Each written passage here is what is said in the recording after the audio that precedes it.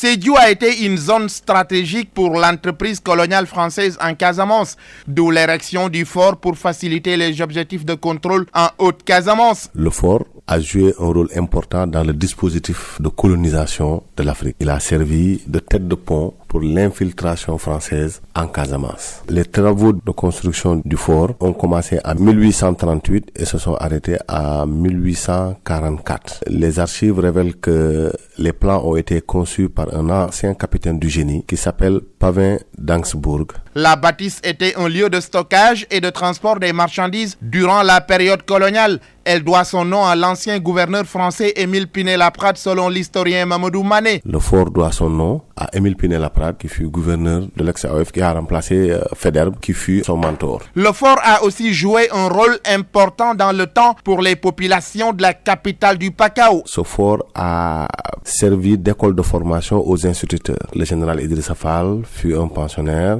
Émile Badiane, Hassan Sek pour ne citer que ceux-là. Le fort a également à un moment donné accueilli le centre de santé, l'ancien CEG qui est devenu plus tard le CEG Ibou Diallo, et depuis 1987 quand même dans la politique de conservation du fort est logé un centre de lecture et d'animation. Un club qui ne fonctionne plus à cause de la vétusté des locaux, c'est pourquoi l'historien Mamadou Mané plaide pour sa réhabilitation. La mairie doit écrire au ministère de la Culture qui doit prendre ce projet en charge avec les partenaires comme l'UNESCO, réhabiliter ce fort pour la mémoire. Ce vœu est partagé par plusieurs personnalités culturelles du Pakao. C'est le cas de l'écrivain Pape Diakhaté qui travaille également pour la réhabilitation du fort, une bâtisse historique classée patrimoine mondial de l'UNESCO.